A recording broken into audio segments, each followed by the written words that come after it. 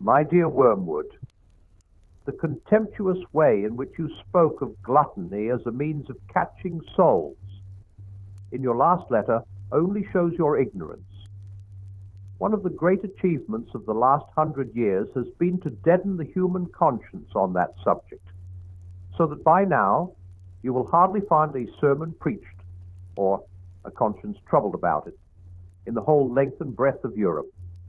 This has largely been effected by concentrating all our efforts on gluttony of delicacy, not gluttony of excess. Your patient's mother, as I learned from the dossier, and you might have learned from Glubose, is a good example. She would be astonished, one day, I hope, will be, to learn that her whole life is enslaved to this kind of sensuality, which is quite concealed from her by the fact that the quantities involved are small. But what do quantities matter, provided we can use a human belly and palate to produce querulousness, impatience, uncharitableness, and self-concern? Glubose has this old woman well in hand. She is a positive terror to hostesses and servants. She is always turning from what has been offered her to say with a demure little sigh and a smile. Oh, please, please. All I want is a cup of tea, weak but not too weak, and the teeniest, weeniest bit of really crisp toast, you see? Because what she wants is smaller and less costly than what has been set before her. She never recognizes as gluttony her determination to get what she wants, however troublesome it may be to others. At the very moment of indulging her appetite, she believes that she is practicing temperance. In a crowded restaurant, she gives a little scream at the plate which some overworked waitress has set before her and says, "Oh, that's far, far too much. Take it away and bring me about a quarter of it." If challenged, she would say she was doing this to avoid waste. In reality, she does it because the particular shade of delicacy to which we have enslaved her is offended by the sight of more food than she happens to want. The real value of the quiet, unobtrusive work which Glubose has been doing for years on this old woman can be gauged by the way in which her belly now dominates her whole life. The woman is in what may be called the all-I-want state of mind. All she wants is a cup of tea properly made, or an egg properly boiled, or a slice of bread properly toasted. But she never finds any servant or any friend who can do these simple things properly, because her properly conceals an insatiable demand for the exact and almost impossible palatal pleasures which she imagines she remembers from the past, a past described by her as the days when you could get good servants, but known to us as the days when her senses were more easily pleased, and she had pleasures of other kinds which made her less dependent on those of the table. Meanwhile, the daily disappointment produces daily ill temper. Cooks give notice, and friendships are cooled. If ever the enemy introduces into her mind a faint suspicion that she is too interested in food, Glubose counters it by suggesting to her that she doesn't mind what she eats herself, but does like to have things nice for her boy. In fact, of course, her greed has been one of the chief sources of his domestic discomfort for many years. Now your patient is his mother's son.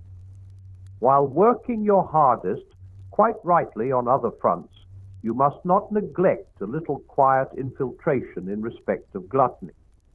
Being a male, he is not so likely to be caught by the all-I-want camouflage. Males are best turned into gluttons with the help of their vanity. They ought to be made to think themselves very knowing about food, to pique themselves on having found the only restaurant in the town where steaks are really properly cooked. What begins as vanity can then be gradually turned into habit. But however you approach it, the great thing is to bring him into the state in which the denial of any one indulgence, it matters not which, champagne or tea, Sol Colbert or cigarettes, puts him out. For then his charity, justice, and obedience are all at your mercy. Mere excess in food is much less valuable than delicacy. Its chief use is as a kind of artillery preparation for attacks on chastity. On that, as on every other subject, keep your man in a condition of false spirituality. Never let him notice the medical aspect. Keep him wondering what pride or lack of faith has delivered him into your hands when a simple inquiry into what he has been eating or drinking for the last 24 hours would show him whence your ammunition comes, and thus enable him by a very little abstinence to imperil your lines of communication. If he must think of the medical side of chastity, feed him the grand lie, which we have made the English humans believe, that physical exercise in excess and consequent fatigue are specially favorable to this virtue. How they can believe this, in face of the notorious lustfulness of sailors and soldiers, may well be asked. But we used the schoolmasters to put the story about. Men who were really interested in chastity as an excuse for games, and therefore recommended games as an aid to chastity. But this whole business is too large to deal with at the tail end of a letter. Your affectionate uncle. My dear Wormwood, even under Slubgob you must have learned at college the routine technique of sexual temptation. And since, for us spirits, this whole subject is one of considerable tedium, though necessary as part of our training, I will pass it over. But on the larger issues involved, I think you have a good deal to learn. The enemy's demand on humans takes the form of a dilemma, either complete abstinence or unmitigated monogamy. Ever since our father's first great victory, we have rendered the former very difficult to them. The latter, for the last few centuries, we have been closing up as a way of escape.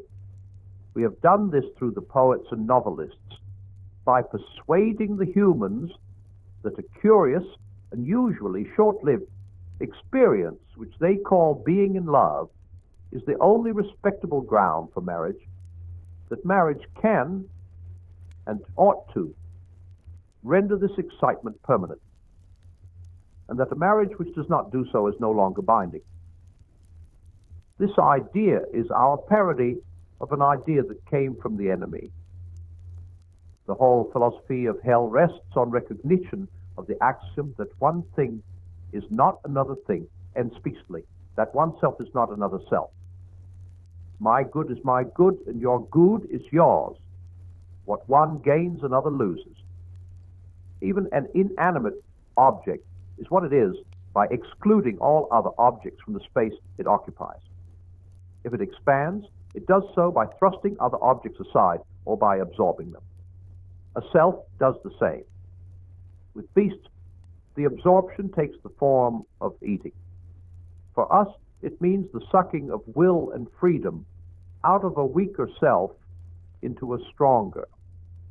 To be means to be in competition. Now, the enemy's philosophy is nothing more nor less than one continued attempt to evade this very obvious truth. He aims at a contradiction. Things are to be many, yet somehow also one. The good of oneself is to be the good of another. This impossibility he calls love, and this same monotonous panacea can be detected under all he does, and even all he is, or claims to be. Thus he is not content, even himself, to be a sheer arithmetical unity. He claims to be three as well as one, in order that this nonsense about love may find a foothold in his own nature. At the other end of the scale, he introduces into matter that obscene invention, the organism, in which the 93 parts are perverted from their natural destiny of competition and made to cooperate. His real motive for fixing on sex as the method of reproduction among humans is only too apparent from the use he has made of it. Sex might have been, from our point of view, quite innocent. It might have been merely one more mode in which a stronger self preyed upon a weaker, as it is indeed among the spiders, where the bride concludes her nuptials by eating her groom. But in the humans, the enemy has gratuitously associated affection between the parties with sexual desire. He has also made the offspring dependent on the parents and given the parents an impulse to support it, thus producing the family, which is like the organism, only worse. For the members are more distinct, yet also united in a more conscious and responsible way. The whole thing, in fact, turns out to be simply one more device for dragging in love. Now comes the joke. The enemy described a married couple as one flesh. He did not say a happily married couple, or a couple who married because they were in love. But you can make the humans ignore that. You can also make them forget that the man they call Paul did not confine it to married couples. Mere copulation, for him, makes one flesh. You can thus get the humans to accept as rhetorical eulogies of being in love what were, in fact, plain descriptions of the real significance of sexual intercourse. The truth is that wherever a man lies with a woman, there, whether they like it or not, a transcendental relation is set up between them, which must be eternally enjoyed or eternally endured. From the true statement that this transcendental relation was intended to produce, and, if obediently entered into, too often will produce, affection and the family, humans can be made to infer the false belief that the blend of affection, fear, and desire, which they call being in love, is the only thing that makes marriage either happy or holy. The error is easy to produce because being in love does very often, in Western Europe, precede marriages which are made in obedience to the enemy's designs, that is, with the intention of fidelity, fertility, and goodwill, just as religious emotion very often, but not always, attends conversion. In other words, the humans are to be encouraged to regard as the basis for marriage a highly colored and distorted version of something the enemy really promises as its result. Two advantages follow. In the first place, humans who have not the gift of continence can be deterred from seeking marriage as a solution because they do not find themselves in love. And, thanks to us, the idea of marrying with any other motive seems to them low and cynical. Yes, they think that. They regard the intention of loyalty to a partnership for mutual help, for the preservation of chastity, and for the transmission of life as something lower than a storm of emotion. Don't neglect to make your man think the marriage service very offensive. In the second place, any sexual infatuation whatever, so long as it intends marriage, will be regarded as love, and love will be held to excuse a man from all the guilt and to protect him from all the consequences of marrying a heathen, a fool, or a wanton. But more of this in my next, your affectionate uncle.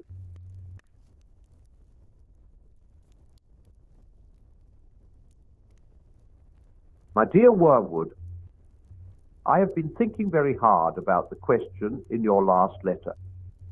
If, as I have clearly shown, all selves are by their very nature in competition, and therefore the enemy's idea of love is a contradiction in terms, what becomes of my reiterated warning that he really loves the human vermin and really desires their freedom and continued existence? I hope, my dear boy, you have not shown my letters to anyone. Not that it matters, of course. Anyone would see that the appearance of heresy into which I have fallen is purely accidental. By the way, I hope you understood, too, that some apparently uncomplimentary references to Slubgob were purely jocular. I really have the highest respect for him. And of course, some things I said about not shielding you from the authorities were not seriously meant. You can trust me to look after your interests. But do keep everything under lock and key. The truth is, I slipped by mere carelessness into saying that the enemy really loves the humans. That, of course, is an impossibility. He is one being. They are distinct from him. Their good cannot be his. All his talk about love must be a disguise for something else. He must have some real motive for creating them and taking so much trouble about them. The reason one comes to talk as if he really had this impossible love is our utter failure to find out that real motive. What does he stand to make out of them? That is the insoluble question. I do not see that it can do any harm to tell you that this very problem was a chief cause of our father's quarrel with the enemy. When the creation of man was first mooted, and when, even at that stage, the enemy freely confessed that he foresaw a certain episode about a cross, our father very naturally sought an interview and asked for an explanation. The enemy gave no reply except to produce the cock and bull story about disinterested love, which he has been circulating ever since. This our father naturally could not accept. He implored the enemy to lay his cards on the table and gave him every opportunity. He admitted that he felt a real anxiety to know the secret. The enemy replied, "I wish with all my heart that you did." It was, I imagine, at this stage in the interview that our father's disgust at such an unprovoked lack of confidence caused him to remove himself an infinite distance from the presence, with a suddenness which has given rise to the ridiculous enemy story that he was forcibly thrown out of heaven. Since then, we have begun to see why our oppressor was so secretive. His throne depends on the secret. Members of his faction have frequently admitted that if ever we came to understand what he means by love, the war would be over and we should re-enter heaven. And there lies the great task. We know that he cannot really love. Nobody can. It doesn't make sense. If we could only find out what he is really up to. Hypothesis after hypothesis has been tried, and still we can't find out. Yet we must never lose hope. More and more complicated theories, fuller and fuller collections of data, richer rewards for researchers who make progress, more and more terrible punishments for those who fail. All this, pursued and accelerated to the very end of time, cannot surely fail to succeed. You complain that my last letter does not make it clear whether I regard being in love as a desirable state for a human or not. But really, Wormwood, That is the sort of question one expects them to ask. Leave them to discuss whether love or patriotism or celibacy or candles on altars or teetotalism or education are good or bad. Can't you see there's no answer? Nothing matters at all except the tendency of a given state of mind in given circumstances to move a particular patient at a particular moment nearer to the enemy or nearer to us. Thus, it would be quite a good thing to make the patient decide that love is good or bad. If he is an arrogant man with a contempt for the body really based on delicacy but mistaken by him for purity, and one who takes pleasure in flouting what most of his fellows approve, by all means let him decide against love. Instill into him an overweening asceticism, and then, when you have separated his sexuality from all that might humanize it, weigh in on him with it in some much more brutal and cynical form. If, on the other hand, he is an emotional, gullible man, feed him on minor poets and fifth-rate novelists of the old school until you have made him believe that love is both irresistible and somehow intrinsically meritorious. This belief is not much help, I grant you, in producing casual unchastity, but it is an incomparable recipe for prolonged, noble, romantic, tragic adulteries, ending, if all goes well, in murders and suicides. Failing that, it can be used to steer the patient into a useful marriage. For marriage, though the enemy's invention has its uses, there must be several young women in your patient's neighborhood who would render the Christian life intensely difficult to him if only you could persuade him to marry one of them. Please send me a report on this when you next write. In the meantime, get it quite clear in your own mind that this state of falling in love is not in itself necessarily favorable, either to us or to the other side. It is simply an occasion which we and the enemy are both trying to exploit. Like most of the other things which humans are excited about, such as health and sickness, age and youth, or war and peace, it is, from the point of view of the spiritual life, mainly raw material. Your affectionate uncle. My dear Wormwood, I note with great displeasure that the enemy has, for the time being, put a forceful end to your direct attacks on the patient's chastity. You ought to have known that he always does in the end, and you ought to have stopped before you reached that stage. For as things are, your man has now discovered the dangerous truth that these attacks don't last forever. Consequently, you cannot use again what is, after all, our best weapon, the belief of ignorant humans that there is no hope of getting rid of us except by yielding. I suppose you've tried persuading him that chastity is unhealthy. I haven't yet got a report from you on young women in the neighborhood. I should like it at once, for if we can't use his sexuality to make him unchaste, we must try to use it for the promotion of a desirable marriage. In the meantime, I would like to give you some hint about the type of woman, I mean the physical type, which he should be encouraged to fall in love with, if falling in love is the best we can manage. In a rough and ready way, of course, this question is decided for us by spirits far deeper down in the lower hierarchy than you and I. It is the business of these great masters to produce in every age a general misdirection of what may be called sexual taste. This they do by working through the small circle of popular artists, dressmakers, actresses, and advertisers who determine the fashionable type. The aim is to guide each sex away from those members of the other with whom spiritually helpful, happy, and fertile marriages are most likely.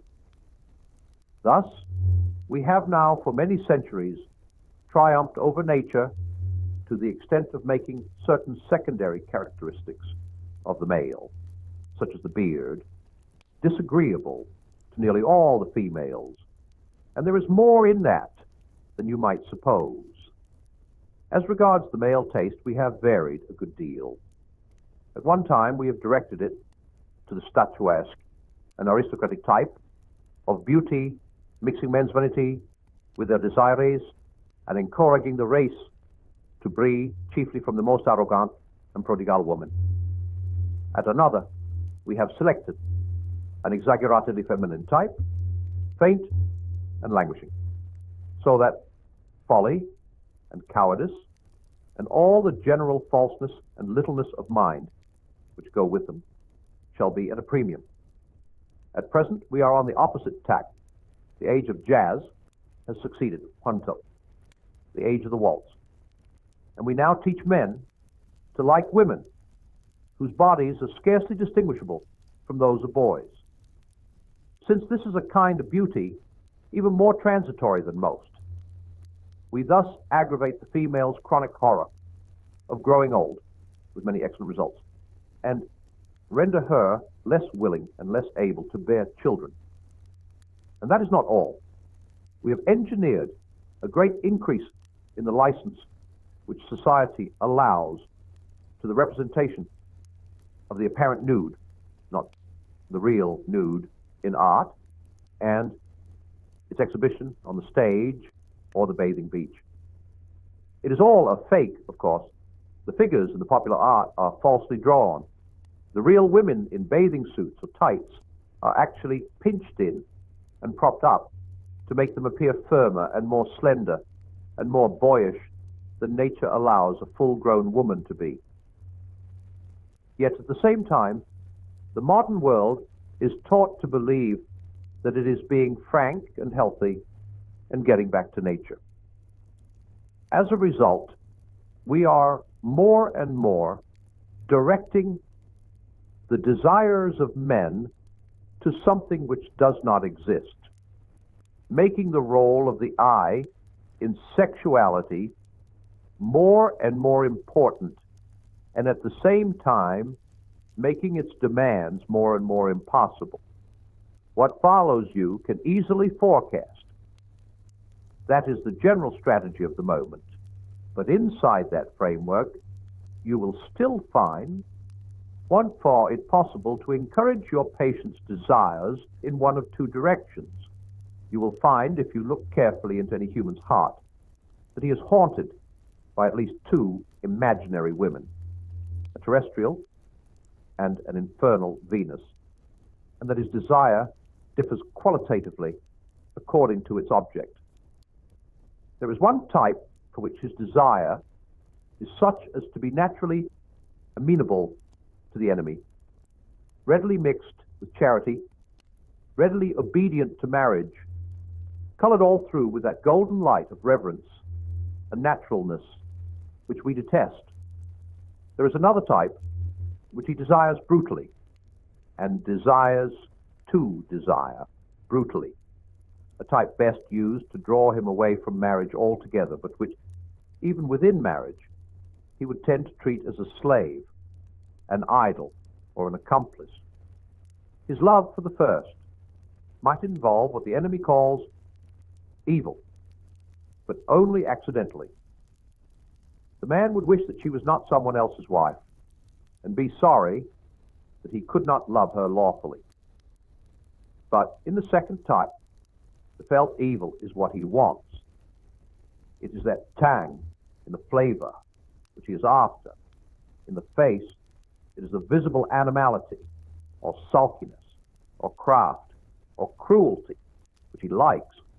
And in the body, something quite different from what he ordinarily calls beauty, something he may even, in a sane hour, describe as ugliness, but which, by our art, can be made, 1-5, to play on the raw nerve of his private obsession. The real use of the infernal Venus is, no doubt, as prostitute or mistress. But if your man is a Christian, and if he has been well trained in nonsense about irresistible and all-excusing love, he can often be induced to marry her. And that is very well worth bringing about. You will have failed as regards fornication and solitary vice, but there are other and more indirect methods of using a man's sexuality to his undoing. And by the way, they are not only efficient, but delightful. The unhappiness produced is of a very lasting and exquisite kind. Your affectionate uncle,